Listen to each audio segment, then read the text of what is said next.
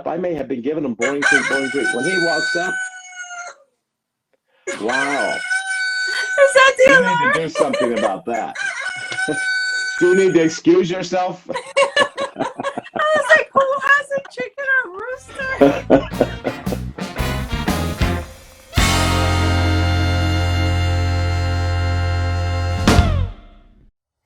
Hi, everybody. My name is Lindsay. I'm the co-founder of the Inner Pup, a local nonprofit out of New Orleans. And joining me at the moment is Bruno, right on cue. The Inner Pup is an organization that keeps pets and pets out of the shelter, happy and healthy in homes. And one of the main reasons that people give up pets is for behavioral and training reasons. You know, people can't figure out how to potty train their pet, or they're just having an issue that they just can't figure out, and they give them up. So one of the programs we offer are training vouchers, and this is specifically for low-income clients, so people that can't otherwise afford this type of training. And sometimes we'll also run these kind of Facebook Lives or, you know, out on social media and let everyone benefit. So here we are today. Judit Arroyo. Judit is a board member for the Inner Pup. She's been training out of Chicago for over 20 years. She's written articles in rally, agility. She actually rescued a deaf pit bull from down here in New Orleans. And she's one of the top trainers out of Chicago. So she's phenomenal, and we love her, and we're so excited that we have her. And then we've got Glenn Massie. Glenn Massie, we all met through a common mentor, John Rogerson. Glenn has been training for more than 15 years. He does a ton of rescue work out in California, and he's just amazing. He simplifies everything, and he's one of my personal go-tos, along with Judit, for training and all my training questions. So they put up with me, and I can't wait to share them with you. And let's see what we can do together and see what they have to say about these kooky topics. If you have any topics, definitely write us in. We're trying to keep them broad, but we're open to playing with whatever you guys can come up with. All right, roll out the red carpet.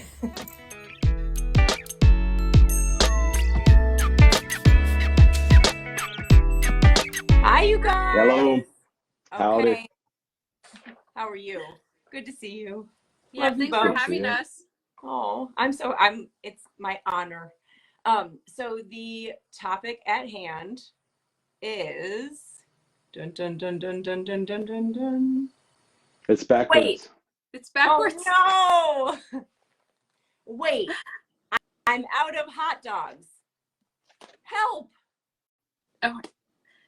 So we are going to talk about reinforcing your dogs, I'm assuming, for good behavior that's not food or upside down, backwards hot dogs.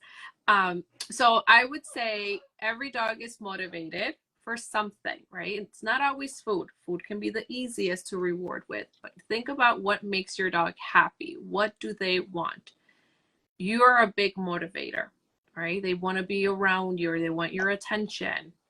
Play is another big motivator as well, especially for puppies. They want to play with other dogs. They want to play with you.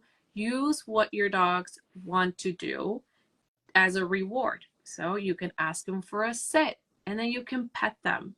You can praise them. Even a smile is a reward. I have a deaf dog, and my facial expressions are such a big motivator for them. So I'm always smiling, especially when I first got him. My cheeks were so sore. So he knew when I was happy.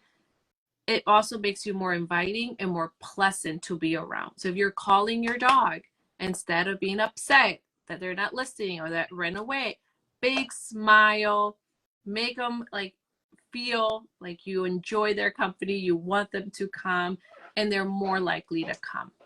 You're thinking, what else does my dog actually like in the world besides hot dogs? Yeah. Mm-hmm. Water too, especially on hot days. Right? Water is a big motivator. And I'm not saying don't give them water, but but you can also use it as a motivator. Ask them for a sit before you give them some water. Okay. Glenn, I can see you chomping at the bit. No, this is my will bag. It's what everybody usually gets wrong. Like Judith says, they run to hot dogs, and they miss being the first reward. You know, if you can't get your dog enthusiastic with your responses without food in your hand, you've got a dog that's only focused on the gift, never the giver. And you're never going to have the control, and you're never going to be as rewarding as you think you are. You know, so my reward structure is always smile, praise, maybe touch if I don't overexcite the dog or the dog doesn't find it aversive. Then I add in food, I add in play, or add in freedom. When my dog's in the park and I call him back, good boy. Okay, go ahead and smell bushes again. You know, so he's always getting rewarded, but he's always getting rewarded with me. And if we add our praise first, our smile, our praise, our touching first, we've always got rewards with us then. You know, if I don't have to be dependent on having things. But when I'm working with rewards, I'm finding what's okay, what's good, what's better, what's best, and what's bestest. When my dog doesn't comply, I get rid of that okay reward he was maybe going to get, and I pull out the really best or bestest stuff. And then when he finally does come, I show it to him and say, dude, I had this for you. I put it away and I walk off. That reward now becomes a penalty. So you're because very I have withheld that. You've Oh, got yeah, I've withheld that. Right. Absolutely. Yeah. So if I'm like in the morning when I take my dog to the park, I will generally have some food on me because sometimes I'll need to distract him around individual people without dogs because he's very suspicious at times with people. But if I can just chum him with some food, he doesn't have time to create a story in his head and be worried about them. But that same dog, if he were, and lately he's been pretty exceptional, but if he didn't come back immediately when I called, I'm taking advantage of finding someone else's dog. And when he walks up, I may have been giving him boring treat, boring treat. When he walks up, wow. Is that the You alarm? need to do something about that. Do you need to excuse yourself? I was like, who has a chicken or rooster?